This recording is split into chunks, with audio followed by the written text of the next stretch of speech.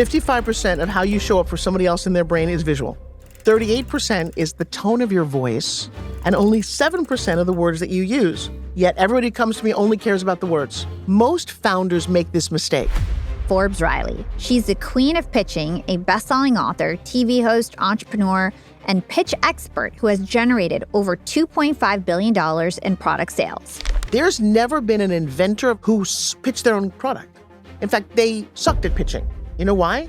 Because they know so much about the product. They want to tell the backstory and this. That's not what sells your product. What is something that entrepreneurs say where you immediately hear it and you're like, if you keep saying it like that, you're going to be broke forever? If you're a network marketer, I can oust you in about 30 seconds. And you don't have to say the name of your company. It's the way network marketers are told to speak. It's horrible. Hi, what do you do? I help so-and-so transform and do this and do that.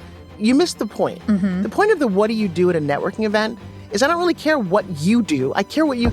How do we go about believing more in ourselves? Like, what are some of the things that we can do to get more confidence before we go on and pitch? This is what I want for everybody out there. So...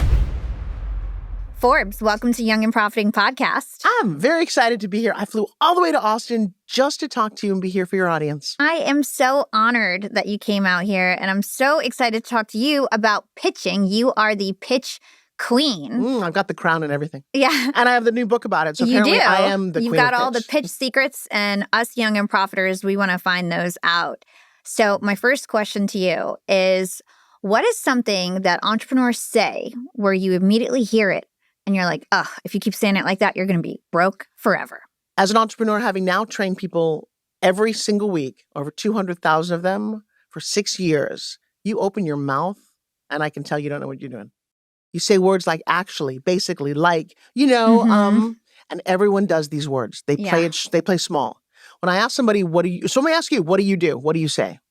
I'm a top 100 podcaster, and I'm an entrepreneur with an 8-figure production agency and podcast network. You know what you just did that you don't realize? And it's okay if I coach you? Yeah. You sort of shake your head no. Isn't that funny? I did stutter a little. You made me nervous because you're the pitch queen. You know I'm nervous. Well, here's what most of you guys do. You start going, hi, what do you do? I help so-and-so transform and do this and do that. I'm like, I'm sorry, you missed the point. Mm-hmm. The point of the what do you do at a networking event is I don't really care what you do. I care what you can do for me, what we could do together, what the opportunity is. And if you're so busy literally throwing up words while I am and here's the next thing. If you say words that don't mean anything, here's what doesn't mean anything. Hi, I'm a speaker, author, entrepreneur.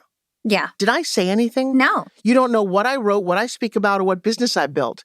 And you have such a beautiful opportunity in those first few seconds to connect with somebody, but you have to be really unselfish about it. You have to go, okay, I'm looking at you, and I'm going to make an assumption. Who are you? What do you do? And if you say, well, you're a top 100 podcaster, I might say, as someone who's on a new book tour, I might consider being on your podcast. Would that work? And if you can get a yes, tell me more. And that yes thing comes from me being a magician. Yeah. Now, that sounds crazy, but my dad was a magician. I've been doing magic tricks my whole life. I didn't know that. Yeah, and my daughter does them as well. So you don't walk up to somebody and go, hi, can I show you a magic trick? No, I'll be at dinner and I'll make something magically appear and people are like, wait, what just happened? And then they'll say something like, wow, you're amazing. So all of a sudden I have strangers at a dinner table telling me I'm amazing. That was one of my goals all along. And most people never live in this rarefied space of how do you control a conversation? How do you get what you want? And how do you be human? In an age of AI, really listening to somebody and connecting to them is the most human thing that we can do. Well, you just said a lot, and I've got a lot of follow-up questions. Of course, one of the things that you mentioned is like you want to amaze people. You want that wow factor.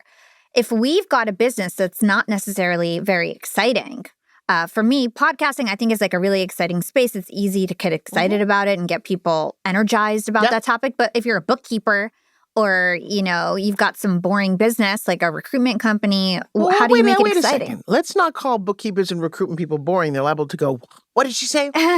If you're doing it, it excites you on some level. So if, in fact, I was a bookkeeper. Why don't you drill down? Why are you the best bookkeeper? You don't have the biggest company, but you know what? As a bookkeeper, I come from a long line of bookkeepers, and I've discovered they are the backbone of every entrepreneur's business. Do you have a good one? Yeah. Great. And I'm glad that you do. So I'm also very skilled, and if you got recommendations for me, I would love that. Oh, all of a sudden they're like, oh, okay. You seem like a really nice person. I'd refer you.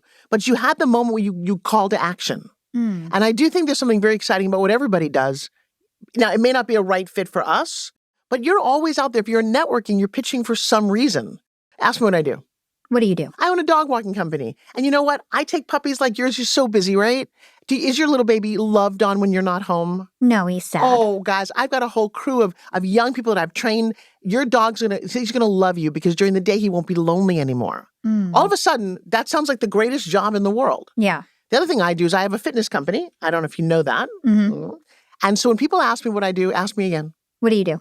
I created the greatest fitness product on the planet. You want to see it? Sure. Oh, really? Yeah. See, then I would do this. I would literally push your microphone in. Come here. I know this sounds crazy. Give me your thumbs. Okay. And this is what I would do at a party. All of a sudden, she's like, yes. Here, come here for a second so you don't hit that. Okay. And I know you've never felt this before, but here, give me one thumb and two thumbs. Thumbs up. Okay. 1 and 2. Pull your belly button in, hold it, and make a fist. Put it there. And I want you to go 10, 9, 8, go 7, 6. How does that feel? Isn't that kind of interesting? Yeah, it's pretty cool. I know, right? So now we're at a party. All of a sudden, you're playing with me. Yeah. And we're having fun. And it's not boring, even though I sell fitness products. So you do so many things, right? You're an author, you're a speaker. How do you decide in the moment which one line you're going to use on someone? Because I look at the person, I look at the scenario and figure out what is it that I want? What was my intention going into this networking event? I don't need more pitching clients. I do really, really well. But I also offer a free training every Sunday. So I might say, as an entrepreneur, if you're looking to up level and pitching makes you nervous at all, I've got a free Sunday training. If you're interested, I'll give you a card. Boom, that's a great thing. If when I'm on vacation, ask me what I do. What do you do? I'm a brain surgeon. It's tough work. Please don't talk to me about it. I really have to focus on enjoying myself. Because I don't want to always say what I do. Isn't that funny? Yeah. It's not always the right time. And if you're in a networking event with hundreds of people, what's your goal? What's your intention? And mine is to meet lots of people, get lots of cards, and saying, now here's another little phrase that I love, and it's a great takeaway for you guys. Rather than say, I am or I help, say as someone who. What did you do before this, before you podcasted? I used to work in corporate and I used to work in radio. Great. Hey, as someone who worked in corporate, saw the burnout factor there, moved to radio and realized podcasting is even bigger, I have the ability to take your program or your business and put it online. Oh, so all of a sudden, this as someone who thing is a really powerful statement. So as someone who's generated over $2.5 billion in sales, I now coach entrepreneurs to master their message. So it's a way to give your credibility. Right, in one sentence, because I live by a phrase that says less words, more impact. A lot of people tuning in are really afraid of bragging about themselves. I teach a lot about personal branding. And one of the things that I get from my students often is well, I don't want to sound like I'm bragging. I don't want to brag. How do you feel about that? I would ask them to unpack. First of all, we're not in fourth grade. We don't brag. Yeah. Giving your credibility and attaining certain levels of excellence is not bragging. That is a very young way of thinking about life. Because, by the way, if you don't talk about yourself and say what you do, who's going to? So when I started saying 2.5 billion, which is what my infomercials and TV added up to, I was like, wow, that was an impressive number. And I say that just like a magic trick. When I say that number, what's your reaction to that? It's like, wow, you must know what you're talking about. So there's no bragging. What I'm doing is I'm instilling a sense of authority in you when you look at me going, wow, if she's that good, maybe she can help me. So you got to really reframe why you're saying what you're saying and then literally reframe the words you're saying. Let's talk about confidence and how to be more confident. So you mentioned you don't want to say kind of, I don't know, I think. Really drill deep and tell us what are the words that we should avoid and how should we replace those words? What should we say instead? Well, you said two things that are interesting.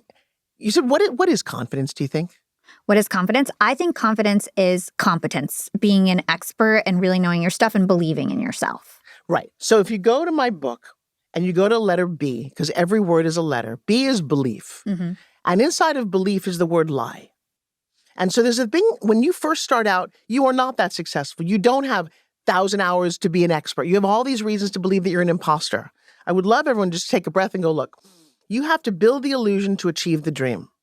And it's a funny thing about steps. Confidence comes over time. I don't think it's something that you're born with. I think we as a society like to chip away your confidence by saying you're not pretty enough, you're not thin enough, you're not tall. And when you start to hear all those things, because I have this vision in my head that we have three voices that we have to deal with. Okay. One is the inherited voice. That is your mom, your dad, anyone who raised you, a bully, a teacher, who stuck things in your head going, well, you can't do that or you can do that, depending on who they are.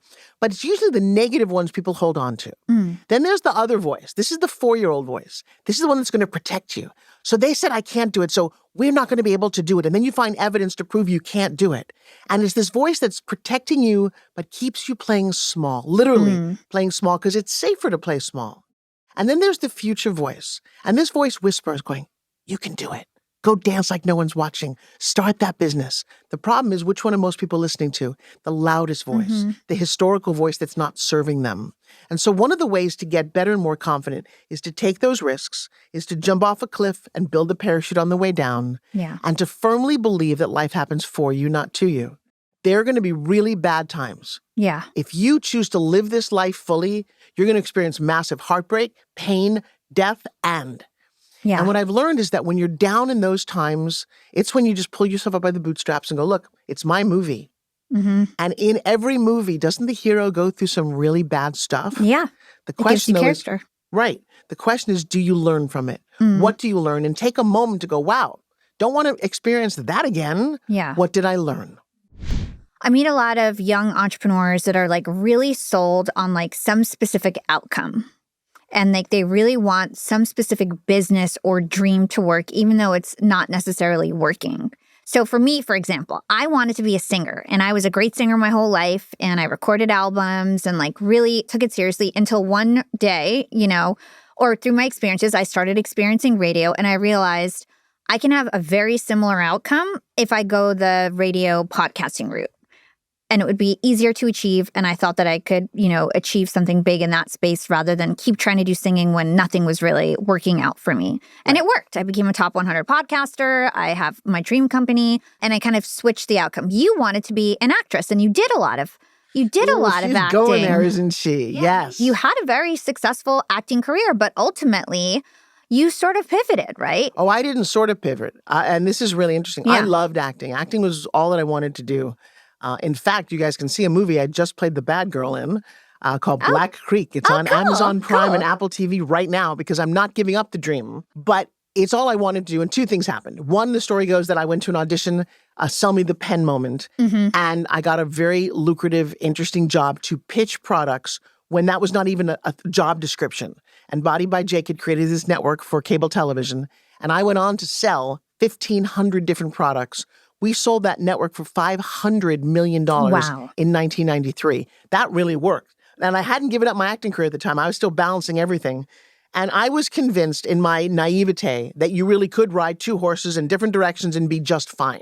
And everyone said, oh, you have to focus, but I didn't. I'm an actress and a TV host, and I didn't want to have to choose. Well, the universe chose for me. And I don't know how your singing career ended. My acting career ended really abruptly. I had the lead in a TV series. It's called Fashion House.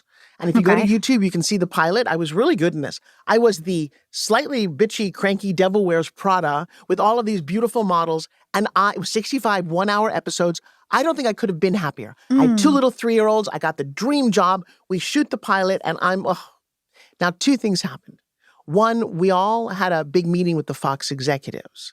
And I'm not going to name names, but there was a gentleman who showed up who was rather big and slightly slovenly and couldn't wait to touch all my cute little models on the knee and got very... And when I said something about it, I had a feeling that nobody wanted to stand up, and I did.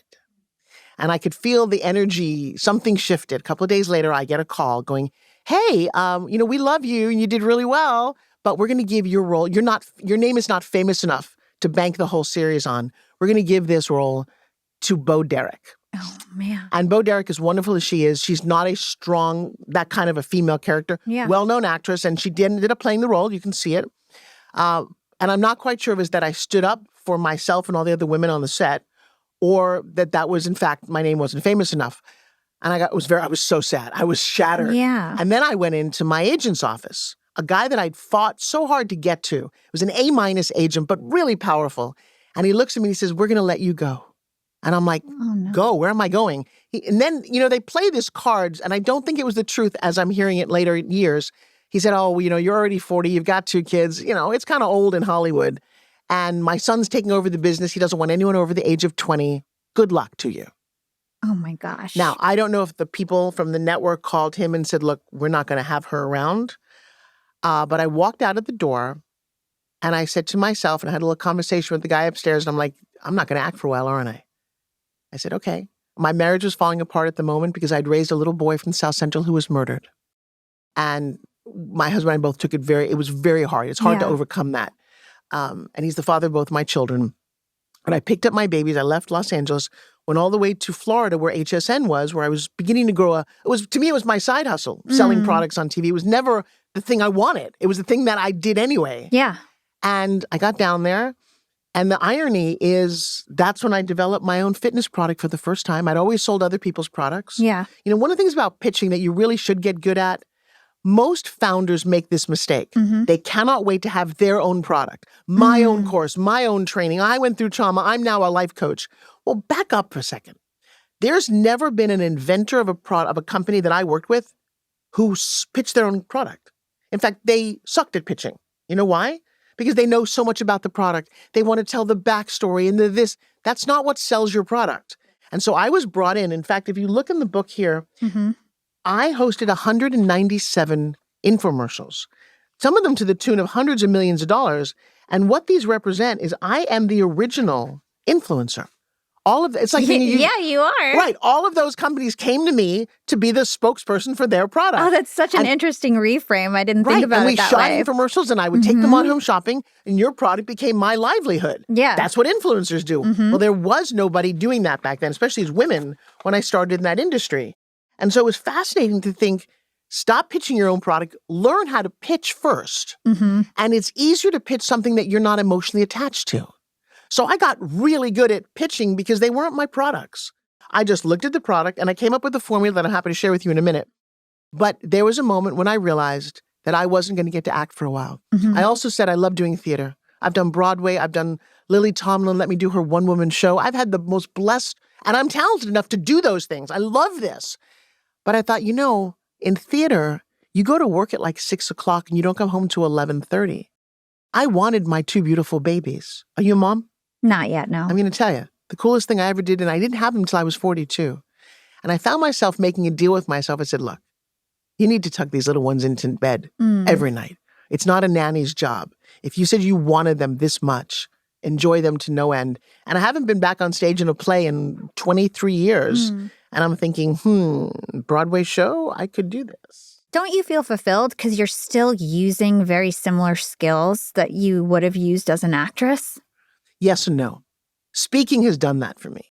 I have been so blessed. I've stood on stage at the 10X convention, spoken in front of 10,000 people. Yeah. I speak on platforms all the time, and I love speaking. And it comes really close.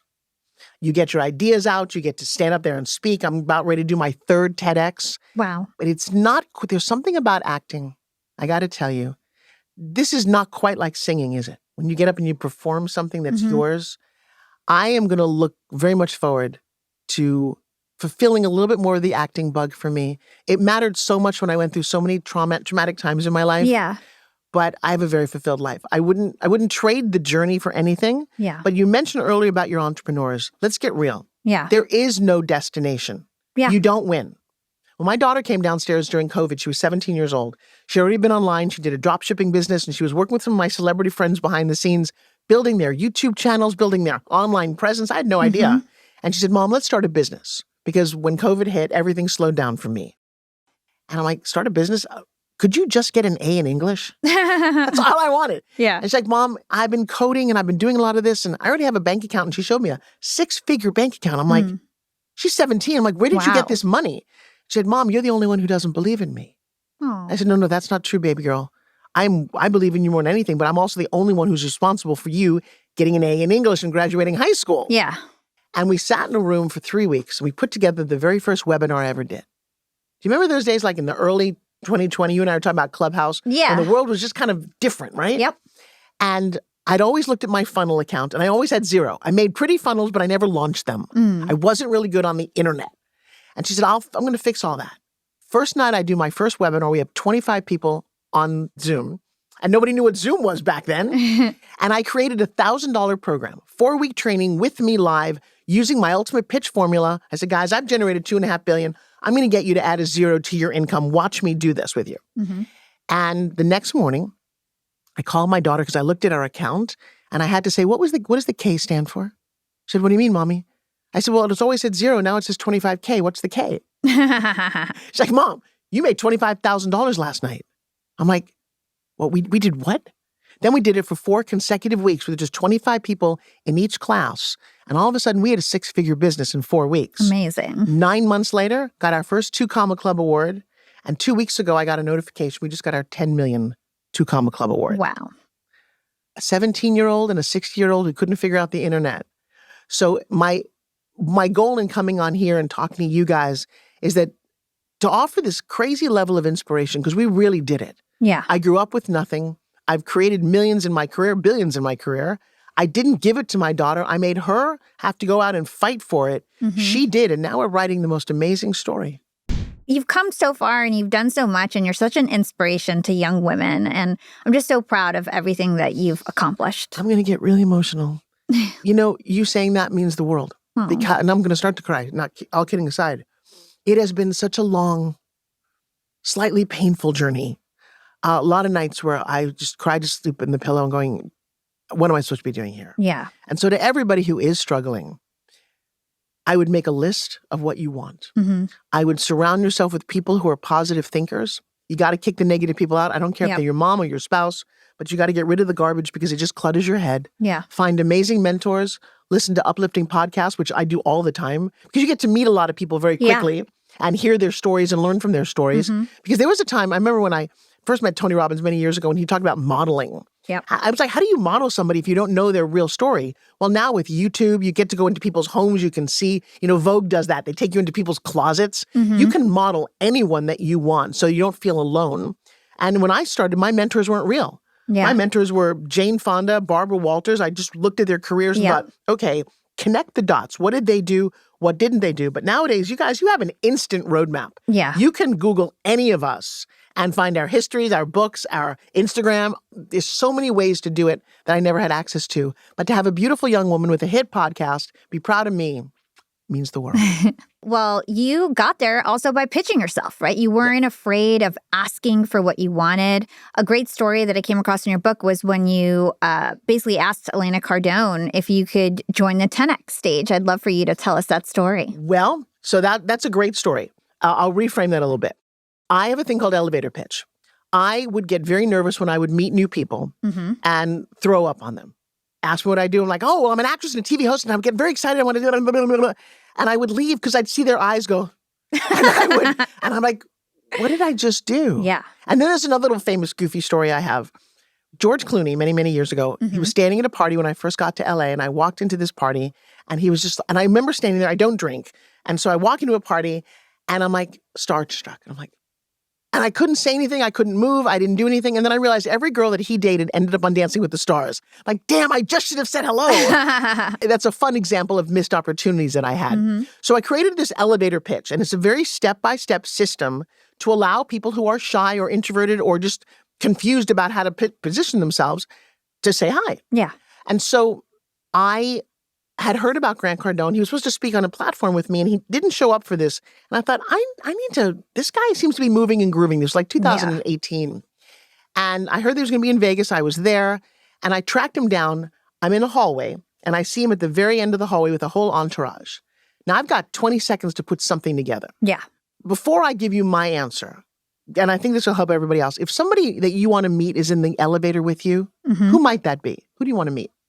I've met a lot of people that I want to meet, but like Elon Musk is somebody who would I like to meet. Let's put Elon Musk in the elevator. What do you say to him?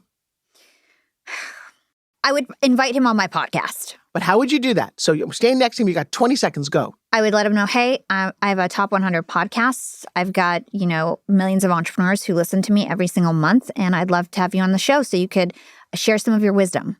Okay, that was good. And I would coach that just a little bit. Yeah. Because he doesn't need to share his wisdom. I would give him something he wants. So what you did that's great, and because you have met so many famous people, what most of you guys don't do is that person's in the elevator, oh my God, I love you, you're so wonderful, you know what, I follow you, and the next thing you know, they're gone. Yeah. And then you got nothing. So it's really smart about what you're doing and why you're who you are, is that you thought to formulate a question, an ask, and credibility, all within 10 seconds. You know, when I do that to most people, you know what the reaction is? Oh, I don't know. You guys, you don't have time in life for that moment at all. And one of the reasons that we not only teach pitch, but we train, you get to practice and implement what we do. That's part of the training. Yeah. I see Grant. One, I believe in research. Second, I believe in strategy. And third, I believe in leverage. Those are my 3 key core pillars. And so as I walked up to Grant, my thought was, when one woman walks up to somebody else's husband, because I knew who Elena was by my research, never met them, don't walk up to the husband because it's not a good energy. And so I walked right up to her. And I said, Elena, hi. You may recognize me, Forbes Riley, been on television, $2.5 billion in sales. I make people billionaires. I think through an infomercial, your husband could earn an extra billion. Would that be okay? What do you say to that? She's like, of course. She turns to Grant and says, she said this, you need to meet this woman. Chapter O is called an open door. She literally opened the door. Now, for busy men, you get 20 seconds. And I know that's how his brain works. I'm like, hey, Grant, nice to meet you. I'm friends with Kevin Harrington. I dropped a name that we both know very well. I said, I've generated over $2.5 billion. I'd like to see if I can make you an extra billion. I already know he's a billionaire. So that's credibility and authority and loving on him. Yep. Doing an infomercial. He looked at me and said, great, I'm doing a party in 2 nights. You're my special guest. It was literally, the whole thing was maybe 30 seconds. And then we, pursued each other. When I got to his party, he knew exactly who I was. He was big on research too. He didn't initially invite me on the 10X stage. I don't know if you know, but something really tragic happened that night of that party. And we don't all talk about it very much, but it was October 1st, 2018. I think it was 18, when the Las Vegas shooting was happening. Grant came over to me. Kevin Harrington was at that party from Shark Tank and said, hey, do you want to go downstairs and play poker? And I said, I'd love to, but I want to walk out to that balcony. I've just met what I think is the love of my life. And turns out he is. It's 9 years ago. Wow. And I would like to take a picture on the strip. We're Mandalay Bay sign. We walk out with my iPhone and we hear pop, pop, pop, pop, pop, pop. And we're thinking it's the fireworks. And then we look down across the street and there's some strange things. People seem to be running or not running or what's going on. And what happened was the guy 10 floors below us is shooting and killing people at the country music concert. God. And it's all on my iPhone. And if you Google Las Vegas and Forbes Riley, you'll see that for 11 hours we were locked down in that room watching and waiting for all of that to unfold. And so now Grant, he was downstairs with Elena in downstairs. I mean, they thought there were terrorists everywhere. It was a very scattered, insane experience. And so when we recapped all of this, him and I and Elena got on the phone and had a really in-depth conversation because I was a little PTSD'd. Yeah. And Grant said, well, I'd love to invite you to come to my 10X convention. I thought, that's great. I looked at the lineup and it was all men. And I said to him, there's no women? And he said, do you want to speak on Saturday? He's like, oops. And that's truly how it happened. And I've done that a couple of times because I love being a trailblazer. Yeah, that's but women so have smart. Not been that's given. So smart to pull that card, like. It made sense in the moment. Yeah. It's what I wanted all along. And it seemed to be the leverage thing that got him to say yes. Yeah. Because I didn't have a best-selling book at the time. That's 9 years ago. So I was just beginning to find my ground as a speaker, as a teacher. And from that stage, I sold over $280,000 worth of pitching. Well, I feel like we just learned a lot from your storytelling. And storytelling is so important when it comes to a pitch. So walk us through what we need to know about storytelling. And from an entrepreneurship mindset, we're usually selling our own products and services. So how should we think about storytelling? I have 8 steps in this formula.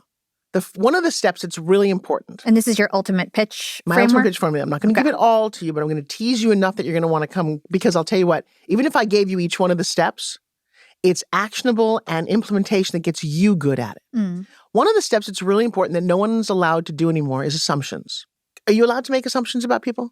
I feel like people do, even if are you saying like, you shouldn't make assumptions about people? Oh, I'm saying you should at all times. And here's the funny thing. We're told to be very polite in 2026. I can't assume if you're a man or a woman, if you're tall or short, but I can kind of look at you and get a couple of ideas. Yeah. Right. Well, but that's an important thing to know. You don't say the assumptions out loud, but there's a lot of things I can tell about you. I can tell the fact that you're wearing a short skirt and high heels, that you seem athletic, that you work out. Now, I may or may not be right. Yeah, that's right. But those are things that I'm getting. Yeah. The way you've done your hair, the way I have all kind of assumptions about you. Now, if I'm talking to a woman who's 90 years old, I might talk to her differently because my assumption is she's an older woman. She is not as aggressive, as interested in her future as you are. So if I've got an insurance product, I might sell it different to you than I would to her. And then if I've got a kid, I'm not going to be selling it all to them. In fact, let me show you something really interesting. Yeah. Because assumptions goes to avatars. You all need ideal avatar? We've heard that? Yeah. Like your ideal customer. Yeah. So I had an MBA student team come and say, you know what, Forbes? The ideal customer for your spin gym is 45 years old. Her name is Sheila. She walks a Labradoodle, drives a Lexus, not a Tesla, and likes hot yoga. And I was like, all right, good for you. I said, you know what, guys? I'm going to outsell you. I don't believe in avatars. I believe that everybody in front of me can be turned into an avatar. And they were like, what? And it's why I've grossed billions of dollars. So yeah, let me take a 7-year-old girl. And a 7-year-old girl, I'm going to look at her and she's in gymnastics class. And I'm going to say, you know, you need really strong shoulders, but you're too little to go to the gym. This comes in hot pink. It works your arms 5 minutes a day, and your mom's got your credit card. Then I'm going to find 2 TikTokers who are sitting there like this and going, hey, guys, you know what? I'm watching people dance like you do. They're not like this. They've got big open chests. You want more followers. Give them what they want. This will do that for you. She buys one in purple. He got one in silver. And then I'm looking at Grandpa. He's sitting in his Barca lounger. He's got this little belly, and his wife's in the kitchen. His grandkids are playing. And I'm like, let me ask you a question. How long you want to be around? You got to get rid of this. I know you want the rest of your life to be the best of your life. Give me a couple of minutes. She's going to even find you sexier. And you get to play with the grandkids. So now he bought one for his wife. I bought one, two, I've sold 5 spin gyms and none of them were named Sheila. So I have a very different take on how to find customers. Yeah. Before we even get to the storytelling part. And so the assumptions are when you walk onto a set or you walk into a meeting, look at who you're talking to. Most people pitch everybody the same way. There's no such thing as a perfect pitch, but there is a really skilled perfect pitcher. And when you're this good, you have the ability to change what you're pitching. Yeah. But most people don't. That's the most embarrassing thing I find of entrepreneurs. Like, all right, I've got my pitch, Forbes. Can I do my pitch for you? Yeah, they say the same thing every single time, and they don't think about who they're actually pitching to and what that person is desiring. And that's how you close people. The next thing is when it comes to closing, don't wait till the end. How about you start with the closing? What do you mean? Well, begin with the end in mind. What is it that I want you to do? Well, I'm going to look at you and say, you know what? You're very busy and you don't have a whole lot of time to go to the gym, but you look great. You want to keep that going. I'm going to tell you, give me 5 minutes a day. And this is going to give you sexy, toned, amazing arms. And so now in our whole conversation, I'll get to the stories. I'll talk about, but you're like, I want sexy arms. And so when I finally say, hey, would you want pink or silver? You're like, all right, I'll take one of each. I've already closed you at the beginning of the conversation because I structured it that way. Yeah. So I think what my pitching training does and why we're so successful is we take the guesswork out of your dream. And it gets into somebody else's hands. They become a customer, a partner, an investor, and you're always pitching. Do you know that? Yeah. I wake up in the morning, honey, could you rub my neck? And he does. That's a pitch. I win. So pitching is a win-win environment. It's not selling. When you pitch each other to be on the show, we're not selling each other, but we did get a yes. So I have a little secret that I do. Yeah. If I ask you the question, you want to see something cool, what do you say? Yeah. Everybody wants to see something cool. Great. So ask a question you know the answer to. I love getting yeses. Yeses are a game changer. Most people, especially you guys, when you pitch, you don't think about getting a yes. So like a yes ladder you're talking about. Oh, a yes ladder. Oh, yeah. I thought about that. Yes. So basically getting them in the mindset of saying yes. So at the end, when you make the big ask, they say yes. Well, yeah. And then again, I wouldn't wait till the big ask till the end. I would set it up because that's the problem. And people wait till the end. So have you been pitched something lately? Have you bought a high-ticket item of some sort? I mean, yeah, I buy stuff all the time. Right. So I guess I buy a lot of clothes. I bought a pink Porsche. You bought a pink Porsche. Now, did you go in thinking you wanted a pink Porsche? Yeah, I wanted it. Okay, so the salesman's got a pretty easy answer. Yeah, very easy Did you have job. a good salesperson or a bad salesperson? Well, maybe this is a bad example because I just bought it over the phone. Oh, that's so... I called and they drove it to me from Dallas. So Somebody must have been very, very happy. Yeah, it was a very easy sale. That's maybe a bad example. Well, I'll unpack that for you because you pitched yourself. And that's a very interesting thing. That's, my next TEDx talk is about permission. Did you grow up with money? My dad was a surgeon, so I grew up with some money, but he gave a lot of his money away. He grew up very poor. He was from Palestine and basically grew up in poverty and became rich, and then we gave all our money away. So I wasn't poor, but I wasn't very spoiled. Good, and I love that. Yeah. So at some point you said, hey, you know what? I've worked really hard, and this is the pitch and the permission you gave yourself. Yeah. Because nobody needs a Porsche. I have one. Nobody needs one. Nobody needs a pink car, right? At all. But you said, wait, let me unpack this. Why would it be good for my business, for my image, for my brand, and maybe I just want to enjoy it? And so you gave yourself permissions along the way, and you literally pitched yourself. Did you have other car options in mind? Yeah, there was other options in mind. Right, and then somehow this one said, this is, and it checked off a box for you. And then you're like, well, what color? I was like, wait a second, I'm going to make a statement, and so now I want this. And it's the funny thing about pitching yourself, because all of a sudden when you do, you stop playing small. And it's the funniest thing. Did anyone say, no, you can't do that? It's not their business, not their money. Oh, but see, it took you a while. You're a great role model for that. Yeah. Because I didn't grow up with money either. And it took me a long time to figure out that I could enjoy all my hard work. It was a symbol of me being like, I'm finally buying something really out there. I've been making money for a while and I'm going to treat myself. It was a present. It was a birthday present to myself. And I'll tell you what, two things happened. One, you pitched yourself. Because you have to go through that whole checklist. Now, if somebody were in the store, if you walked into a Porsche dealership and they were trying to sell you, and here's why this might have gone wrong and you might have walked out. Because that person, probably most car salesmen, men or women, a lot of men, might have said, pink? Really? You want pink? And what would you have said?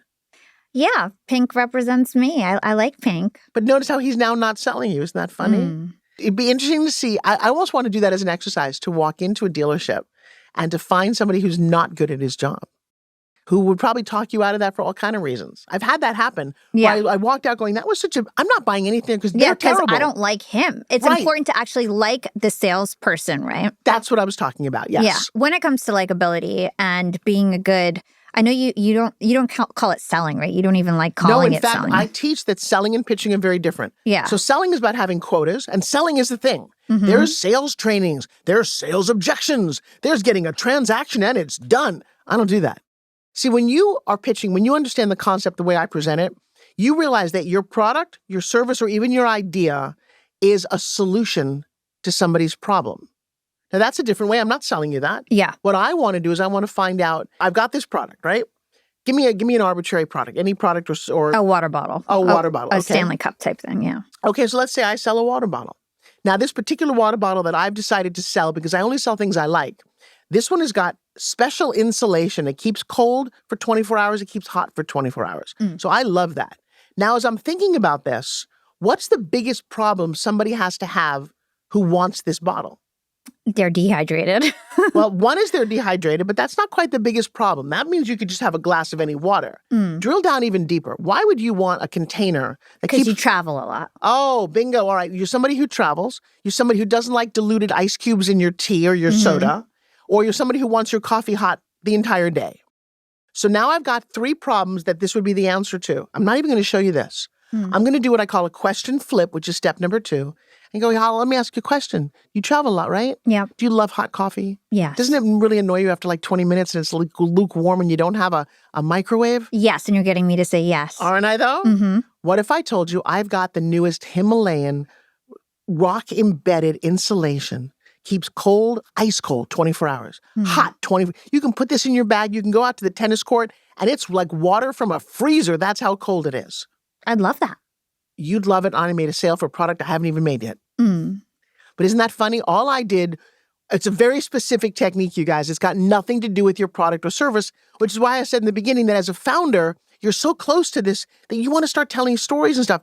Stories don't come in a pitch until a little bit down the road. Because a story, and I call it springboard stories. Yeah. I want a story that does a little bit, goes down, gets you emotional, and comes right back off of it. I'm not here to tell you why I created my product or why I'm passionate about it. I should only be caring, why do you want to buy it? Yeah. So talk to us about what that question flip exactly was. So what part of that was the question flip? Okay. And then I'm going to throw in something else too. Yeah. I'm going to throw in a story into this. So now I've got this product, okay? This is what I call the hub. The beginning of any product, you should figure out your research. What is it? Why do you love it? Why are you connected to it? And do all of that. And then don't talk about that just yet. Okay. But now you look at your product or service or whatever it is that you're doing. And I know people are like, but I have a massage therapy business. It works for everything. Your massage therapy business is a solution to somebody's problem. Their pain, their back pain. But drill down. Be very intentional. What does your massage business do? You love working on releasing myofascial, right? Mm-hmm. So you do something other typical massage people don't do. So the problem you're solving is somebody who's got a knot in their neck that just won't go away, a lower back pain that has been throbbing. They've tried medication, okay? That's what I've determined I solve. All I do is flip it. Hey, in my marketing, are you somebody who's tried everything? You're tired of the pills. You've been to the chiropractor. They're telling you need surgery. Nothing's working. Before you make that investment, come see me. I have a track record second to none. That was a question flip. Now, go back to the insulated water bottle. So now I figured out you are we want someone who travels, who loves their beverage hot or cold and likes it for a long time. Also doesn't want typical aluminum. Another one, they might be health conscious, guys. There's no aluminum. There's no plastics. So all of those things now I know I'm going to say to you to get you go, oh yeah, I've been thinking about that. I don't want plastic water bottles anymore. Great. This is that. Now, once I've got you that excited and you're going, yes, I want it, now I'm going to throw in my springboard story. I'm going to say, the crazy thing about this, why I'm so passionate about it, is a couple of years ago, I wasn't drinking enough water. I had water bottles. They would get hot. They would break. I ended up with a kidney stone in the emergency room and almost died because I wasn't drinking enough water. Wow. All of a sudden, you're like, she's really passionate about this. Yeah. So what did I do? I dipped into a story. And now I'm going to say, and this bottle comes in pink, goes with your car. How do you get them to not feel sorry for you? And why is that important? Don't stay there too long. And it's okay if you do feel sorry for me, but that's not the point. It's the way you tell a story. And guys, that is practice. Most of you have never had any practice telling stories. I mean, as a singer, would you, even if somebody really has a good voice, would you ever expect someone to cut an album that never had any kind of coaching training at all? No. Right, but people tell stories like they think they know what they're doing.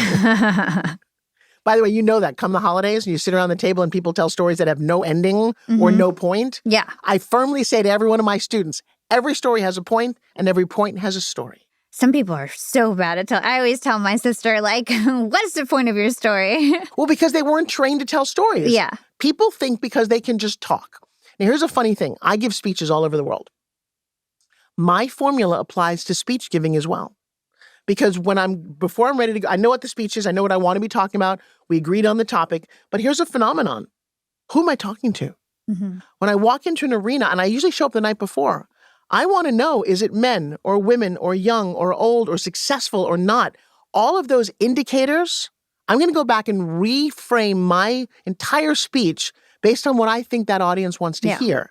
Not always what I want to talk about. And you're thinking through, like, what problems do they have that I want to solve so I can make them feel like this is relatable? And what stories do I have that are relatable to them? Isn't it funny how pitching now all of a sudden became storytelling and speech giving? But I think it's the same thing. I think when you learn this formula, I think life gets more fun. You're not guessing as much.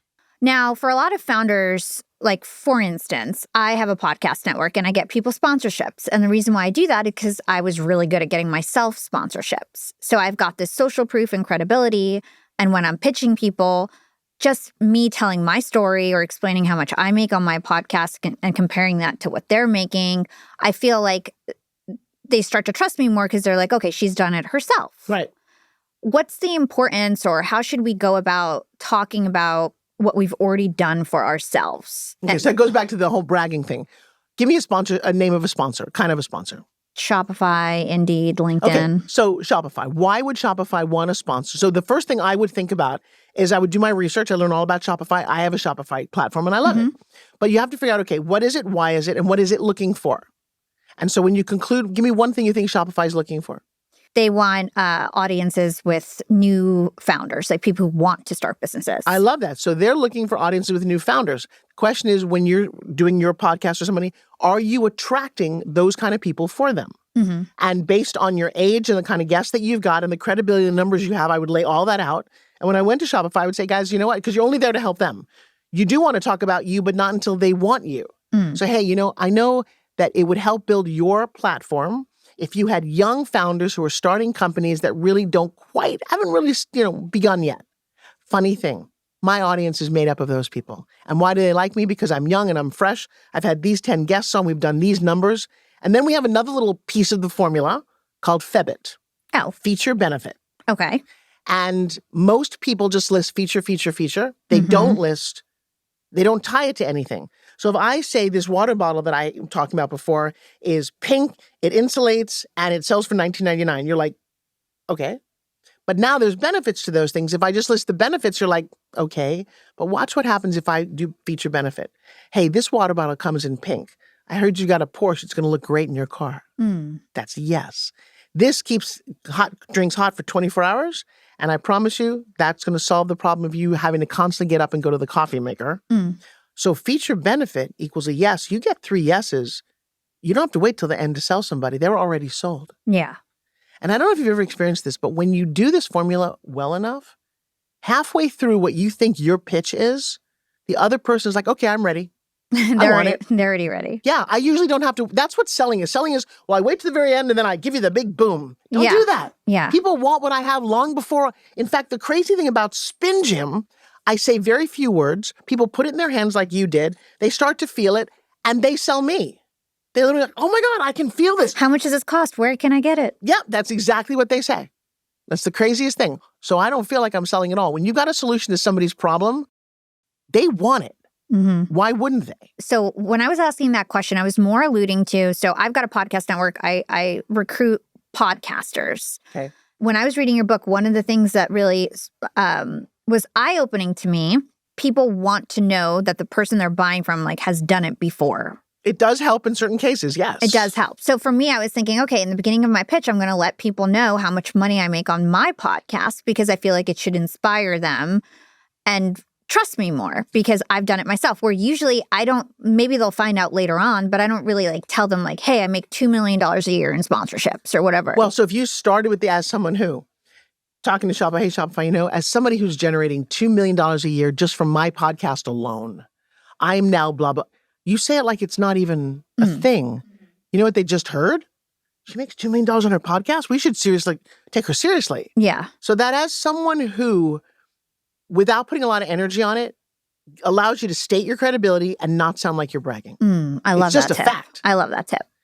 As someone who's now got 22 other podcasters who are all generating X, Y, and Z, we're coming to you because we think that we can serve your audience that fast. Yeah. This is great for interviews too. Oh my gosh, my son called me after he had his interview for college. And he literally said, he was 18 years old. He's like, Mom, I just pitched the interviewer. I'm getting into the school of my choice. Thank you. And I'm like, wait, what did you do? He said, well, I sat there and realized when they say, tell me about you, they didn't care about me. They cared what I could do for their school. And I found myself saying, as the head of the school newspaper and somebody who played quarterback on the football team, I really believe in school spirit. And I became blah, blah, blah, blah, blah. And I think using that for your college would be an awesome use of my time and energy. And they were like, yeah, we want you. Yeah. Nobody does this. Yeah. Because they think the question is, tell me about you. And then they get lost. I did this last night. I had a big training. I had 1,500 people online. Oh, wow. And this woman, we do that every week now. I mean, we're doing, knock on wood, pretty amazing as a company. And I asked one of my students, I said, so how was your week? She just started my Pitch Like a Pro.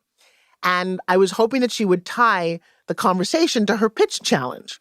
She didn't. She gets on, she's like, well, so I got lost a little bit and my kids had a little problem. She started going down this rabbit hole and I had to stop her.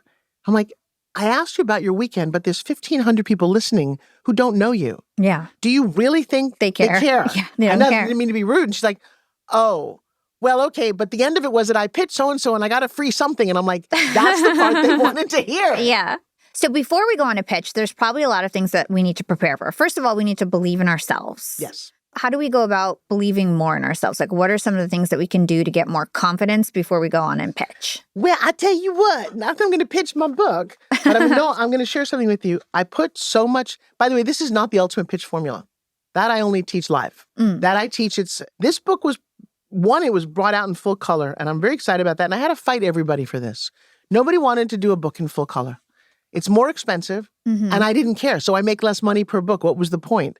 But I don't see life in black and white. And if you're going to have people like Kim Kardashian and Jake Seinfeld and Mario Lopez in your book, it should be that color photo if you've got pictures with all of them. Yeah. But then the book is literally one word per letter. Yeah. So the first one is A. Attitude, right? Yes. But that's not, it's funny. I could write a whole book now on different A words. Apparently between ask and audience and ambition, there's a lot on awesomeness. There's a lot of A words. Yeah. But attitude is the first step in all of this. And how do you increase your attitude? It's not walking around just saying affirmations all day long.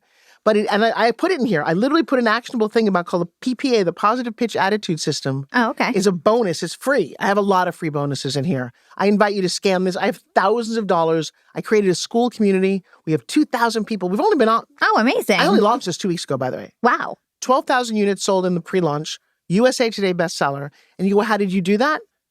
Pitch. I know that sounds like an obvious concept, but when you understand what I know about getting into other people's hands, and so attitude's the first thing. When you walk into a room, you're an engineer, we walked into the podcast. If he was kind of grumpy over his computer, bad attitude. Yeah. But if he perked up because you're here, better attitude. And you can monitor your own attitude. And there is a little bit of fake it till you make it. But I learned a long time ago from one of my first mentors, my acting professor. He said, attitude monitors talent. At the end of the day, most people don't care how good you are. They really don't. If you're not nice to be around, life's too short. Yeah. And I learned that lesson, and I've always managed to carry that with me. The word belief leads into everything else. Part of it is giving yourself permission to fail. Part of it is giving yourself permission to stop labeling yourself. I am a procrastinator. And people will say this, Forbes, I'm a procrastinator. And I look at them going, I don't even know what that word means. And they're like, what do you mean? I said, there's no such word. You made that up. And they're like, well, no, I put things off. I said, well, why do you put them off? You put them off because you didn't have a consequence. And they're like, wait, what? Okay, let me share something with you. Did you ever hit the snooze on your alarm? Of course. Because it didn't matter if you snoozed a little bit, right? But would you do that if you're coming to do a podcast with a famous guest? No. Because that would not reflect very good on you. If the house is on fire, you're not hitting the snooze alarm. So you're not a procrastinator. You just didn't have the right consequences. So I have a consequence story that's not in the book, but it is. I'm going to share because I think your audience will get a kick out of this. I have been somebody who fought my weight my entire life. And not that I was big and heavy. My mom was big and heavy. She was 260 pounds my whole life. But let's assume, is this a fat glass of water? No, it's just I don't think so, no. Right, but if you put it next to a finger, it looks fat now, doesn't it? Yeah. Yeah, oh, poor glass of water. Well, that was me my entire acting career. I was about 15, 20 pounds overweight, which is normal now, but I was working with Julianne Moore and Meg Ryan and people who were literally tiny, and I was like this. And so my entire acting career, people always put me on a diet. I was on Broadway, they sent me to Overeaters Anonymous. It was always like, your thighs are too big and you're a little too chunky. Okay, I heard this my whole life. At some point, I don't care anymore, right? Because now I turned 60. I've built a business. And my husband, bless him, he is a bodybuilder. Have you seen a picture of my husband? Your husband's, very... He's pretty fit, yeah. Yeah. And he loves me no matter what. But we had our body fat scan done at the beginning 2 years ago in January. And I was 33% body fat.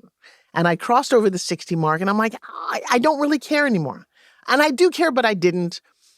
And then we were in a really bad car accident in March of that year. And luckily, I didn't become a little byline that you read in Facebook. It says, oh, yeah, she and her family perished. Aww. But I was living what I call a James Bond moment. We were literally snowmobiling on a glacier. My twins, my husband having the best time ever. We get in the van to go home. And as we hit the road, we ran into a patch of ice. The bus goes flying through the air and it crashes down on my side of the bus. Oh, my God. I'm right behind the driver. And I wake up, there's glass everywhere. My face is on the street. But here's what I know to be true. I didn't lose my cheek or my eye or my face or my life. And we all crawled out the top of the van. And by the way, it was a little harrowing. I mean, the people who were strapped in the seatbelts next to me were now dangling from the thing. Oh my gosh. People got hurt. I tore my shoulder, but nobody died. Yeah. And as we're leaving Iceland, my husband turned to me and he said, there's a bodybuilding competition in our hometown for the first time ever, and I need to be a part of it to qualify for the Arnold Classic. And I'm like, good for you. Good for them. He said, there's a category for women over 60. I'm like, good for them. Why are you telling me this? And again, I had a little PTSD, and I don't quite know what happened. I watched my husband do bodybuilding competitions for the last 8 years. Nothing personal, honey. I love you, but they're boring as all get out.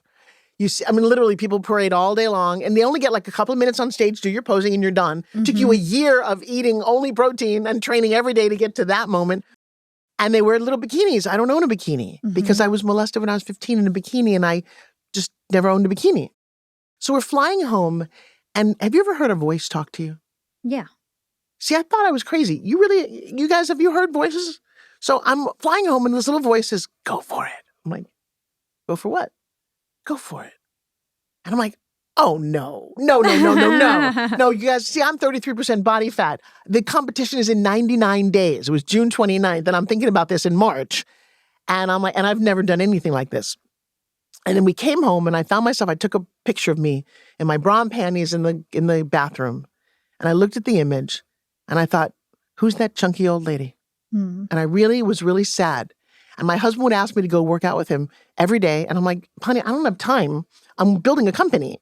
And he'd come back and I'm still sitting there and I didn't have time. Well, that was an excuse because apparently there's a time on the clock called 5 a.m. I'd only seen it once when I came home from college after a night out because I would start work at 7 a.m. That's what I would do. And somebody said, go for it. And I went online. When I got home that night, I had a mastermind in front of 300 people. And for some odd reason, I said, hey, guys, we survived this accident. And in 99 days, I'm going to be in a bodybuilding competition. Wish me luck. And I turned off the camera and thought, oh, my God. Wait. What did I do? Why did you do that? Yeah. So now I have a consequence. I cannot be embarrassed in front of all my students and people who believe in me. And I went to YouTube the next day and I said, how do you train to do this? I found a woman online on Instagram, Love You, Julia, who had lost weight and she, in her late 60s, became a bodybuilder. She did exactly what I think I was going to be doing. And I reached out to her, but I did it on my own. I found this great carnivore diet. I went to the gym every day for 2 hours. I used my husband's training system. He's got a very intense kind of weight training thing. I'd never really done weights before. And 99 days later, and the crazy thing about that journey, that's one part of it. I got on stage and I ended up getting a medal. And I made a movie about this because it was a very interesting experience that I think everyone should go for some outrageous delusional dream at some point. The other dream I had, when you go out in the grocery store, I've seen this magazine forever, right? Yeah. And for 20 years, all my friends have been on the cover. Denise Austin and Jane Fonda and all these other actresses that I've known. I'm like, I want to be on the cover of Women's World. And so this year, I told my story. I launched my book. I am on the cover last week. Aww. It says my age, and it literally says how I lost half my body fat in 99 days. And then they gave me a centerfold. I'm literally a centerfold. I love that.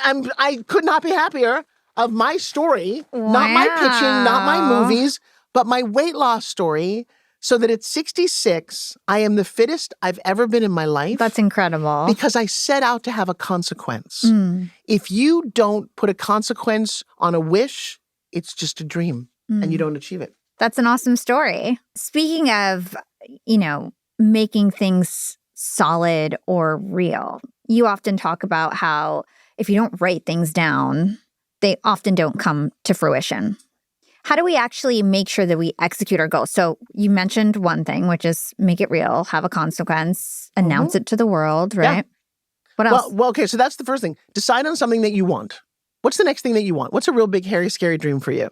I'm writing a book. So I just started the process of, I have an agent and started writing books. I want to put out a book and it should be coming out in a couple of years.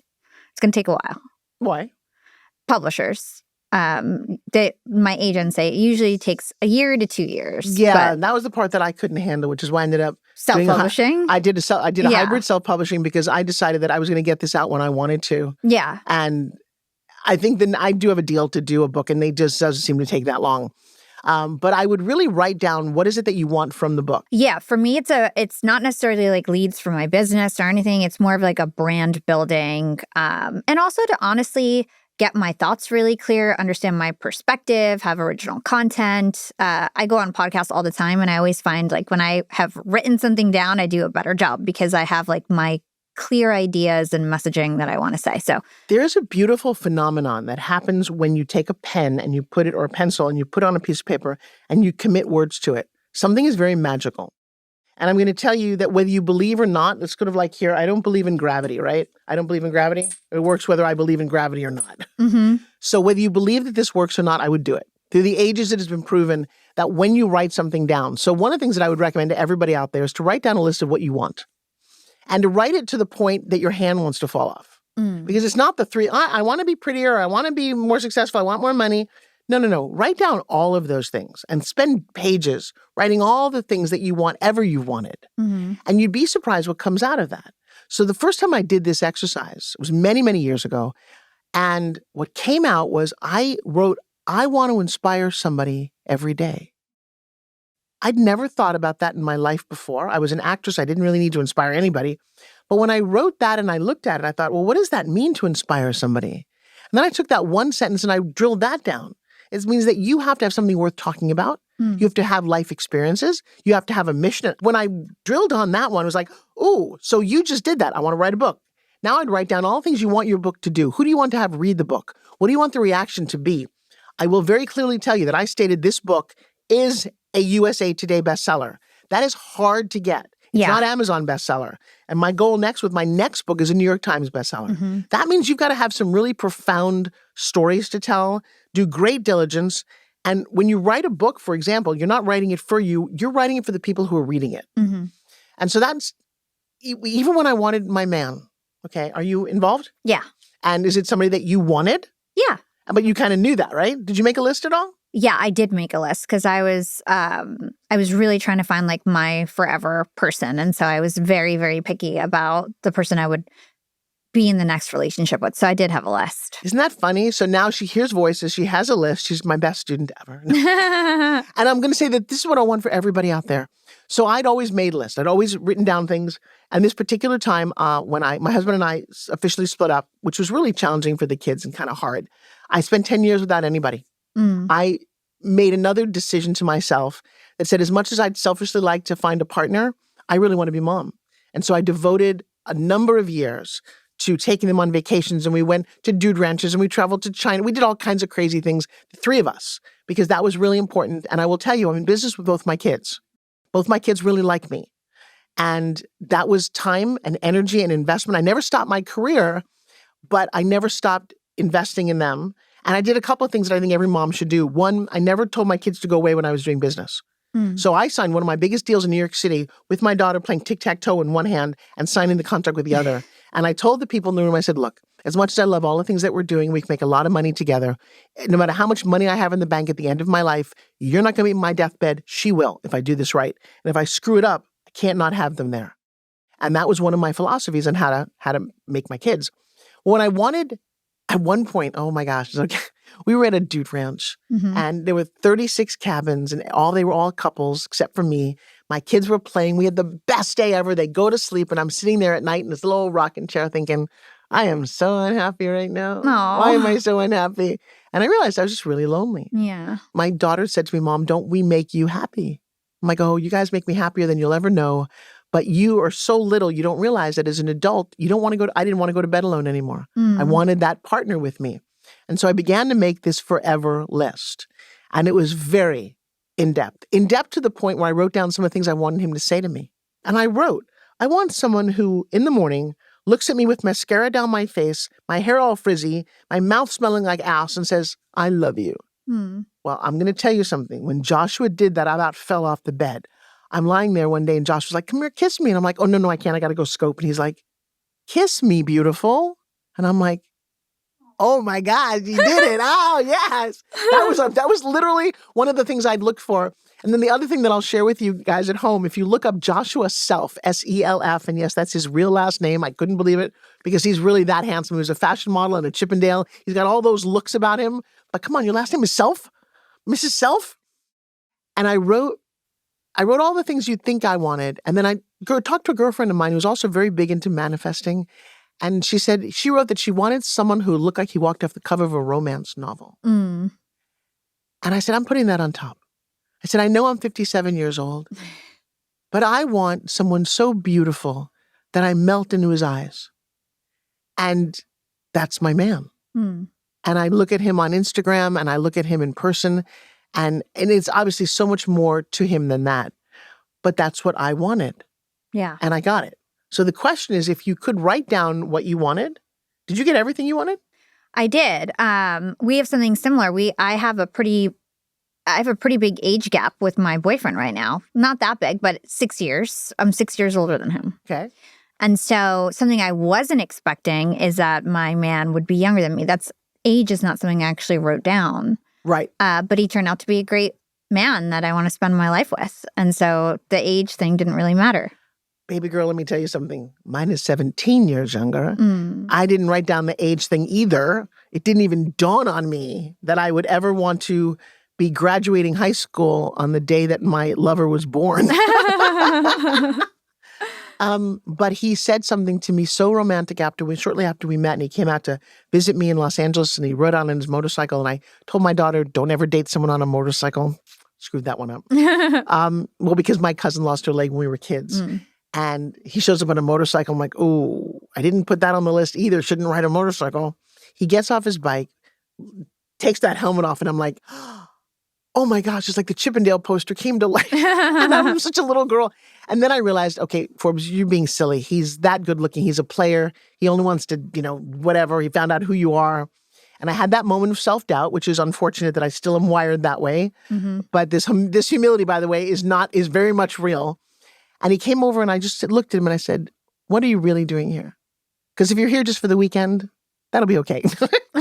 You're like, I'm cool for... Right, I'm cool for a weekend. Yeah. But he got down on one knee, grabbed my hand and said, look, he said, I'm not very religious, but something told me you need me. Huh? Wow.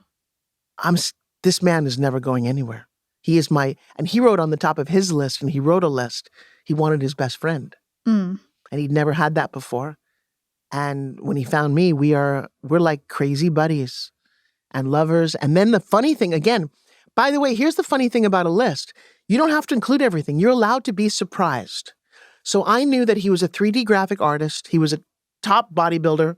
He had been a Chippendale, had been a model, all that. It was okay, fine. I own a television studio, a really big 5,000 square foot TV studio in St. Pete, Florida. He walks into my space, looks around and says, I could run this place. And I'm like, excuse me? He said, oh, didn't I tell you? I used to work in movies and television, and I do gaffer and grip and lighting and video and photography. I'm like, perfect. No, you didn't tell me. And then he gets so mad at me because I sometimes say very inappropriate things. It's kind of my persona. And I often say, in today's day and age with all the videos that we do and all the content we need, you have to travel with your videographer, right? And they're really expensive. So I just thought it'd be cheaper to sleep with mine. I love that. It sounds like you guys are such a perfect match. I'm having the time of my life. Let's get back to pitching. Okay. So one thing that I liked learning about was that you've got like a pre-handshake, the actual handshake, the post-handshake. The first impressions are so important when you're pitching and networking. So why do you think that is? Well, from my own research, first impressions are like what people remember. Even time and time after they met you, your first 15 seconds is what they're going to remember down the line. There's a very interesting statistic. Do you know that there's 3 things people judge you on immediately? When we talked about judging people and assumptions, 55% of how you show up for somebody else in their brain is visual. Does it align? 38% is the tone of your voice, and only 7% of the words that you use. Yet everybody who comes to me only cares about the words. What exact words do I say to get them to like me? No. First show up and align who you are, what you're there to do. And when you go to literally shake somebody's hand, understand how to do that.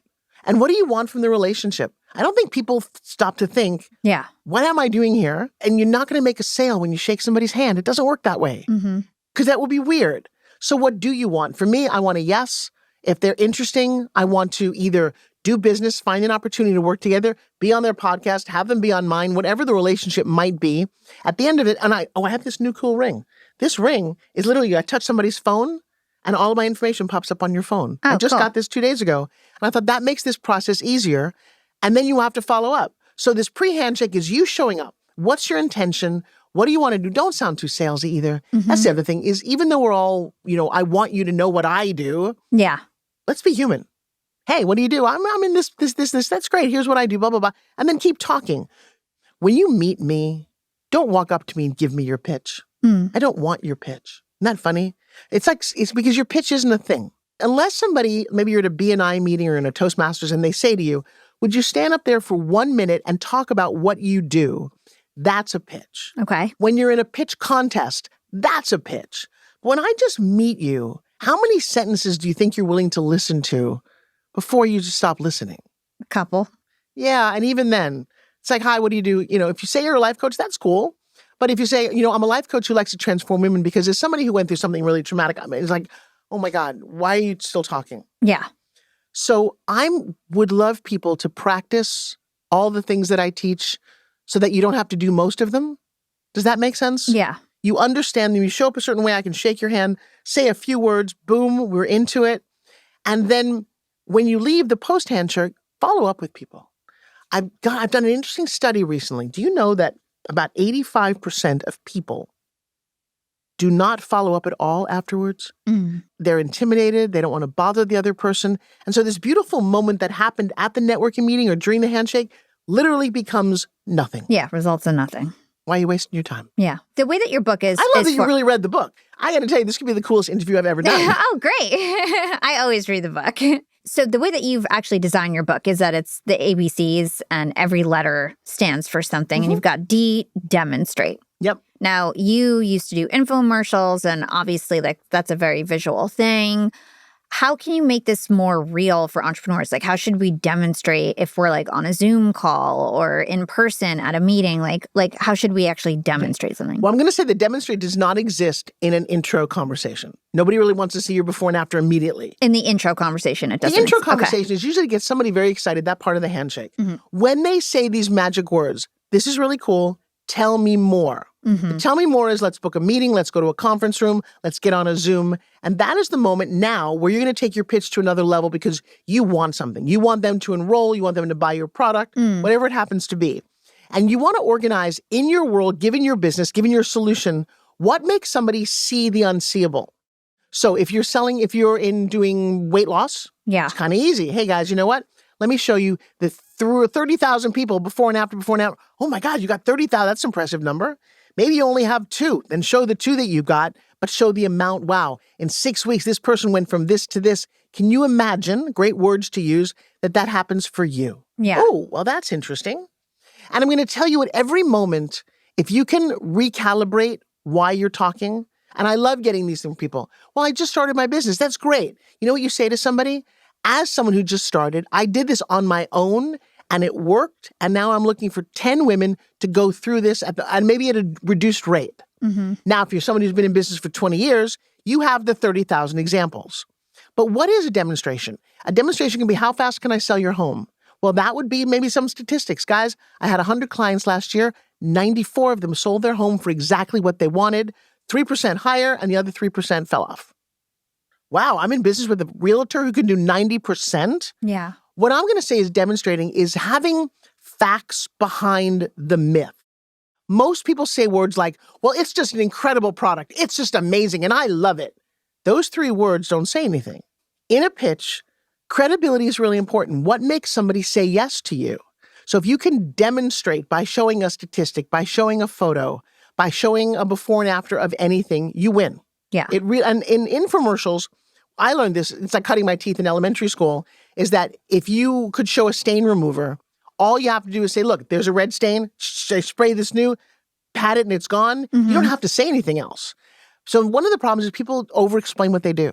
Yeah. Less words, more impact. As I'm talking to you, I'm thinking to myself, like, man, like I need to revamp my discovery deck, right? Okay. I need to think through what are like the new problems that people are facing. What are some of the new case studies that I have? What are some of like all my different stories depending on who's coming on the call so that I don't say the same story about myself and I kind of customize it for the person that's on the call. So I feel like this is a great point for everyone who's tuning in, who's an entrepreneur, to think about like, can their sales process be revamped a little bit? Oh my gosh. You know, I also have a mentor. I have somebody who comes in. I said this to somebody the other day. I tweaked something and they were like, man, you think I would have learned this already? I'm like, no, we never learn this. We're always the coffee in the cup. I had the great pleasure of working with Serena Williams many years ago. We were selling a thing called Mission Cool Towels. And she's not good at pitching. She was not good at, nobody was good at pitching that product. It was a really odd product. You'd get it wet, you'd snap it 3 times, it would get cold because of the evaporation. And in that particular case, it was a demo that sold that. Turns out you can talk about that all you wanted, did nothing. Here's what I did, and it comes from being a magician and a demonstrator. I would take a bowl of really hot water and a heat gun, and the water would be about 200 degrees, really hot. I was on home shopping, so my host would go, "Ooh, that is hot." So now we know it's real. The heat gun, demonstrating it. We'd put this towel in there. We'd take it out and go, "Oh, that's hot, hot." You'd snap it 3 times. The heat gun would then go from 200 to 150 to 140 to 99 to 57. This thing was now cold. So the demo for the audience was they saw the number change. Then my co-host would go, "Oh my gosh, this feels so cool." Then you go into a springboard story of, can you imagine where would you use this? If your mom is out gardening and it's really hot, or your kids are playing, in the heat, you don't want heat stroke. All of a sudden, the phones went nuts. I did $55 million worth of sales in cool towels, and nobody could figure it out before that because they didn't use any demonstrating. And then, so Serena got very excited about this and invited me out on the tennis court. And I got to tell you, I can't hit a ball to save my life. And they were like, phoom, phoom. And she taught me 2 things. 1, you have to practice. But 2, she had 5 coaches. She had a fitness coach, a finance coach, a fashion coach, a food coach, and a tennis coach. And I was very naive. This is almost 28 years ago. And I looked at her and I said, "But you're the best in tennis. Why would you need a coach? I'm not a real sports person." And she's like, "You're kidding me." I was like, "No, why would you need a coach?" And she said this, it was so profound. She said, "Look, my coach sits in the stands. She doesn't even play tennis anymore. But she'll walk down from the stands when I'm missing my shot and lift my elbow up because I was just getting a little tired, a little lazy. And I couldn't see what she could see." I was like, oh, man. So does everybody need to revamp a little bit? Yeah. Here's the other thing. When you get really good in this pitching sales world, you start to work on statistics. I didn't really know how valuable this was until recently because I run a coaching company. And so if you get free clients into a webinar, what's your closing percentage? What's your ROAS? What's your return on investment? All of those numbers became very apparent and very interesting and very predictable. So now it turns out, and you're not going to buy ads until you do that, but if you're spending $100 and you know that you'll get 2,000 signups, but only 50% will ever show up because it's free. And then out of the 1,000, you're selling X amount of dollars, what percentage will you close? I've discovered over the last 6 years, we can tell you what numbers we're going to do. Did you always know that? It's bottoms-up sales forecasting, right? All the different actions. And if you know your percentages, then you can basically calculate, if I get, 1,000 signups, I'm going to make X amount on my webinar day. Right. Yeah. It's a very interesting phenomenon. And it's so funny because I took statistics in high school and now I know why. And now I need to go back going, man, that stuff's good. The other thing when we're talking about stats that you got me thinking about is as you do business for a number of years, you start to collect data about have you ever gotten any returns? How much money, for me, it's how much money have I made people or how often do I sell out shows? Or everybody's got different stats that represent success in their business. Right. But you also have to think about that and write them down so that you have those data points to kind of just pull out during a sales conversation or in your actually put it in your presentation. Well, that's why I love working with advanced entrepreneurs. I'm having a lot of fun working with businesses because it's predictable, because there is data to look at. And if you're a young entrepreneur, I'm going to tell you, this is one of the things that you want to be thinking about. And if you're not good at this, I'll out myself a little bit. I am a visionary, and every business has a visionary and an implementer. Which one are you? Visionary. Yeah. As a visionary, I can do numbers. I did okay in math class, but I haven't done it in a while. But implementation or that kind of organization, not my thing. I'm not even really good at managing people. I'm great at teaching, pitching, writing, doing other things that I do. And I found it's essential for me to have that partner. Have you discovered that? Yeah. And who is Kate on my team. Okay. Oh, and you found someone on your team to do it. That's even better. Yeah, she started as an intern 7 years ago. But now she's my business partner. There you go. Yeah. Isn't that a wonderful environment? I chose to give birth to mine. Oh, I love that. Now I'm going, I should have had more kids. By the way, it's an interesting thing. I did not know that I was going to raise a daughter who was that smart, that good an implementer. And the thing for me is that she cares so much about not only me, but what we're building. And it's been 6 years. Amazing. I know. We built up each other. My daughter is at 22, had her first TEDx talk. At 23, runs 2 multi-million-dollar companies. So cool. Keeps me in check and allows me to do what I love to do. So if you're a visionary, you got to find an implementer if you want to move forward. Somebody who is looking at those numbers, looking at the bottom line, collecting data, doing KPIs, and the way I view it is you got to put on your big girl pants. So, Forbes, I want to play a game. It's called the Pitch Clinic. You are the pitch queen. I'm the pitch doctor. Watch me do the magic. So I'm going to give you like a one-liner, and you tell me what's wrong with it, how'd you make it better. They're really generic. So let's just go, okay? There you go. All right, number 1, the vague founder. And that person says, you say, what do you do? And they go, I help entrepreneurs grow. Really? Like Pinocchio? Do you help them grow their noses? Do you help them grow like greenery? It's so sad. You don't help entrepreneurs go. You might want to start out as somebody who's been in business forever. I take burned out women and I help them find their truth in life. Very different than I help entrepreneurs grow. Yes. Okay. Number 2, the founder that is always like feature dumping. So somebody's like, our app has dashboards and reminders and templates and AI tools. When you ask them what they do. Good for you. Yeah. And that's a good for you moment. What does it have to do with me? So as someone who's got a scheduling app, you're in business, right? Yeah. What runs your business? Is it a team of people? Is it online? I've got a team of 60 people. We've got lots of different tools and lots of different apps, lots of different systems. We have streamlined. Can you imagine taking all the apps that you probably pay a fortune for? I'll tell you what I'd love to do. Our new app is the streamlined invention of all time. Major companies are using it. Would it be okay if I did an audit of all your apps and see if I can save you money? Yes. All you want to do is get a yes. That is the goal. Because that yes becomes a discovery call. Yep. You don't know anything about my app. I'm not telling you about my app. I'm just looking at what you've got and seeing if I can find a problem that I can solve. A founder that doesn't have traction yet. They just have an idea. So you meet them and they say, we don't have traction yet, but everybody loves the idea. What could they do differently to sell their idea before they even have done anything with it? Everybody loves what idea? See, it's so funny. Pitching doesn't exist in the abstract. So what's the idea that you've come up with? I'm going to put you on the spot now. Okay, so the idea that I came up with is, this is a student once told me, she wanted to create a horoscope app. I love that. Yeah. Don't call it horoscope, call it astrology. Horror sounds like it's got evil people in there.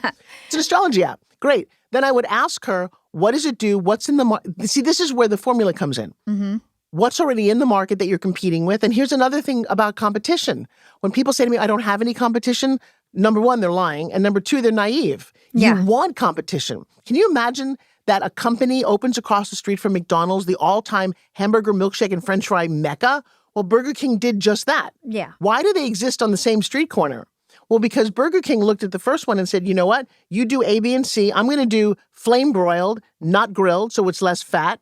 You only offer it one way. We're going to do hamburgers your way. So all of a sudden, the direct competition is excelling. Yeah. So I would ask her going, what app are you close to like now? And why are you better than opening the magazine? And also, what does knowing your horoscope do for somebody? So, hey, as somebody, one of the things, you may or may not believe in horoscopes, but there's a reality check here. That if you fall into a certain thing and you become comfortable with it, like I say all the time, I'm a Taurus, I'm kind of stubborn, leveraging that for your own good, and also understanding that the sun and the moon and the stars do play energetic roles in you. So again, she's got a great idea, but you can't I wouldn't go out there and say that until I've done more research. And guys, first of all, don't pitch ideas anyway in a networking environment. What's the value? And if you're in Hollywood, where I've spent a lot of time, if you pitch an idea, someone's going to steal it. So drill down on your idea, make it into a business, do your due diligence, find your customers, find your competitors, and then you launch. And also how about you test drive to see if somebody wants what you have? Yeah. The worst thing you can do as a new founder is go, my idea is so revolutionary, you've never heard of it before, and it turns out to be something we've heard a lot of before. I would be embarrassed, wouldn't you? Yeah, totally. Yeah. Now, I want to talk a bit about your story before we go. I know that you grew up and you were a bit overweight and you had some dental issues, some breathing issues. Talk to us about what you were like as a kid and how that allowed you to become so successful later on, because sometimes your weakness becomes really your strength. I've told a lot about my mouth and not being able to talk for 2 years. I had a thing in my mouth. I couldn't communicate at all. But there's something I haven't talked about. Yeah. And it's going to come out next week for the first time, really. That my mom, when she was pregnant, way back in the 1960s, you remember they used to wear curlers in their hair? She was in a really bad car accident, and her head went through the windshield, but the curlers saved her life. At least this is the story I was told. I survived, but my twin brother that she was carrying didn't. Oh. And I've never talked about this. It never seemed to be I just didn't even want to go there, especially since I have twins. Yeah. And I was in an incubator for 3 months. And we often joked that if my grandmother hadn't paid $3,000, I'd still be there because my parents had no money. And my whole life, I always looked for something, if that makes sense. And it's dawning on me as I'm getting older that something might have been this thing that's missing for me. And so not being able to communicate as a kid put me in a really odd state. I don't know many other kids who had this. Yeah. So because of the way I was born, my teeth went in all different directions. And when I was about 7 years old, they figured this out, put me in braces. A lot of people have had braces, but not for 8 years. Yeah. 8 years of full silver. And I look at little pictures of me and I'm not smiling in any of the pictures. Mm. And they put this thing in my mouth. And so all of a sudden, as a chatty little girl, I can't talk at all. Oh. I never want to be my friend. I can't figure out what's wrong. And so I was very smart. I studied all the time. And when I wasn't studying, watching TV. And there's something goofy about my generation. The television that we watched, think about this. The Munsters, the Addams Family, we were watching dead people sleep in coffins. I Dream of Jeannie, a girl who's held captive in a bottle and another one who's a witch who can wiggle her nose and make magic come true. I had some very weird role models when I was a kid, right? Yeah. And I remember thinking, if they can live those kind of lives, I could do something more extraordinary. And for me, my role model, my mythical mentor was James Bond. Mm. When I first started watching Bond, and not a Bond girl, but this guy who could snow ski and water ski and drive cool cars and wear awesome outfits and be an espionage. Why can't I? And I will tell you, through my entire life, I've done some crazy things, a lot of which I haven't thought to tell people. Like everyone goes, oh, Forbes, we know your story. I'm like, no, you don't. You know the story that I told you, but there was things that I hadn't talked about, again, looking for somebody to, and I think now I just want to teach people. Mm. I think if you can't find the piece of you that's missing, and that's what I guess I've always felt like, but I never really articulated. Yeah. I think this is the time where everybody that I'm teaching with my 200,000 plus students are my sisters and brothers, are the part of my family that I didn't have. My mom was an only child. I didn't have any aunts and uncles, and my grandparents were all gone. And I'm looking for that. And I will say the other night we were talking a big training. I love on people.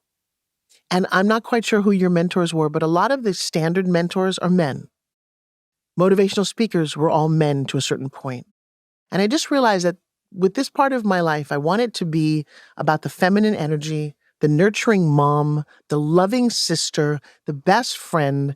I don't need the money. I made a lot of money in my life. So what's the motivation? Because I'm not going to retire. There's no such word as retire. I don't know what that would possibly be.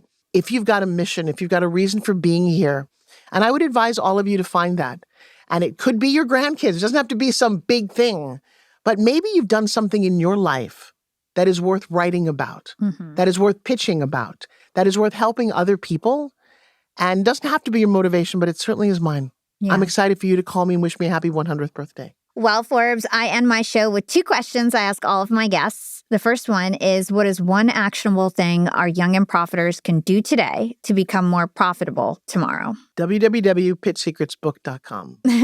And I'm not kidding. I don't need the book sales. You want to read the book. You read the book and you took a lot of things away from it. Yeah, I did. I'm going to tell you, the reason I'm so successful is in that book. The actionable words, pick a letter. Go to N and find out what NLP is all about. Go to M and do mindset and get my permission card. Go to Z and figure out how to do a much better Zoom presentation. There's so many nuggets in here, and that is something that you can do. I cannot teach you to be a better pitcher in just one class or in one podcast.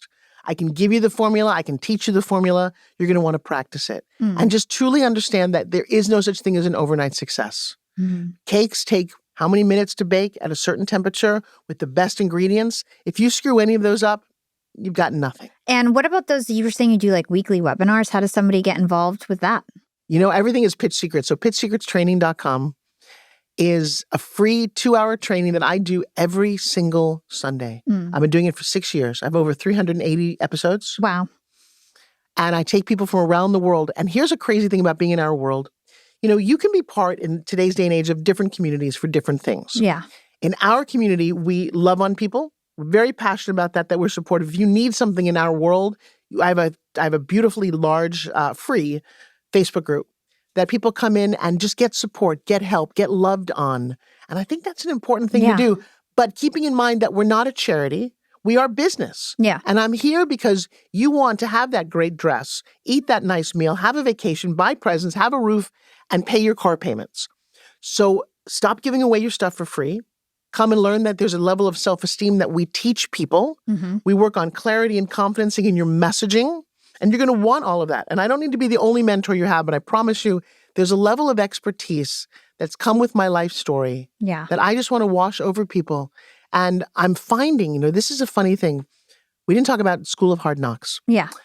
James came to me, the kid that you see running up to people, and he did one of those. I have only street interviews. He does the street interviews. Yeah. And I have one valet in my hometown. He said, "Meet me there." When we finished with that one interview, I said, "How did you even know who I was?" He's like, "I didn't really know who you were, but my parents love you." Aww. And they're like, "If you're out in Tampa, you need to meet this girl." And it's one interview that changed my life. Oh. Because TikTok has 21 million views. Instagram has 12 million. That's 32 million views. They're crushing it. Of 60 seconds. The reason that I'm good at that, it's pitching. It's this conversation. It's this repetition. It's finally understanding I know what my message is now. You were like outperforming Tom Cruise, or like you had one of their most popular videos. Isn't that crazy? Yeah. Yeah. Tom has about 5 million. I've got 21 million. Look at that. And not that I noticed. And it's because it's not about me. I'm not some mythical character in a movie set.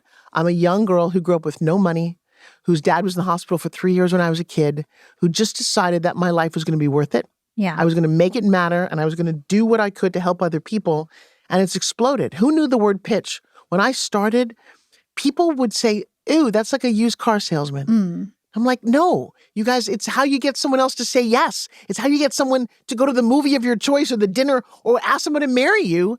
You want them to say yes. That's a pitch. Yeah. And so I am loving that I finally gotten this word out to people. And now I'm just going to keep running around the country and celebrating with people who are finally getting what they deserve and what they want. Yeah. And you were so prepared for that moment, for that 60 seconds to make sure that you were able to get your point across. And that's what it's all about. It is. It worked. Yeah. It really worked. And now I need it to work for you guys. Okay. So my final question to you. What is your secret to profiting in life? And this can go beyond business. Profiting and wealth are very interchangeable. Profiting in life, it means that there's a little left over for you after you've paid your taxes and you've paid your bills.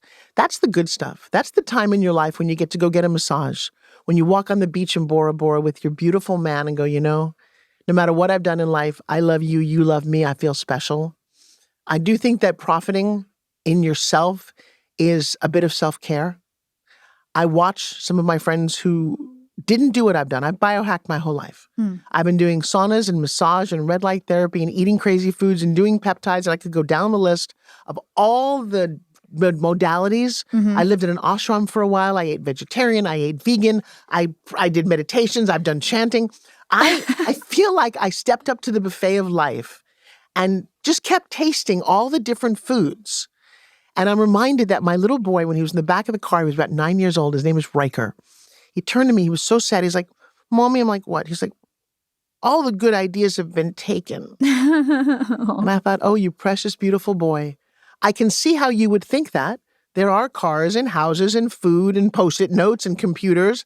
And then everything comes out again like, oh, we had Facebook, but oh, now we have Instagram. And now we have TikTok. And now we have AI. And now we have robots.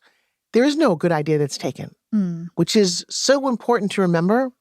So to profit, I think, means to flourish. Yeah. To be happy, to be loved. And then for me, the last part of this is to be remembered. I love that lesson. That was one of the best answers I've heard to that question. The fact that there's still so much more to be discovered. There's still so much more opportunity. Don't think that all the good ideas are already taken. And where can everybody learn more about you and everything that you do? Luckily, I've got a very unusual last name or first name. So Forbes Riley. Type it into Google, type it into YouTube, but only if you have 8 weeks to sit and watch all my YouTube videos. But so if you go to any of those, go to ForbesRiley.com, you'll find me. And just to be very clear, as of this recording right now, I still do all my own DMs on my Instagram. And why do I do that? I really like people. Yeah. I want to meet people. I've been getting a lot of, since James's thing launched on School of Hard Knocks, I have a lot of 15-year-olds reaching out from all around the world, saying, hey, how do I get started in business? My hometown has nothing. What do you suggest? And I'm touring around to a lot of different countries because we need a voice. Yeah. We need someone going, look, you can do this, and you can do it with no money, just ingenuity and your ability to pitch. Well, Forbes, thank you so much for joining us on Young and Profiting Podcast. Thank you so much. You're beautiful. I appreciate it. Yap Gang, it was so much fun to speak with Forbes today and learn more about the art of pitching. And I think pitching is a skill that every entrepreneur needs to master because no matter how great your product is, people have to understand why it matters to them before they can say yes. Forbes told us that pitching is not about being pushy or sounding salesy. As she said, pitching is a win-win environment. It's not selling. Here's some of my favorite pieces of wisdom that she broke down today. First, make your pitch about the person in front of you and feel free to make assumptions. Forbes reminded us that there's no such thing as one perfect pitch, but there is such a thing as a skilled pitcher. The best communicators and pitchers pay attention. They ask questions. They understand what people care about, and they tailor their message to their situation. Before you pitch, think about who you're talking to, the challenges that they face, and how you can help. Do that pre-work. Second, stop leading with generic labels. Saying you're a founder, coach, speaker, or consultant doesn't tell people why they should care.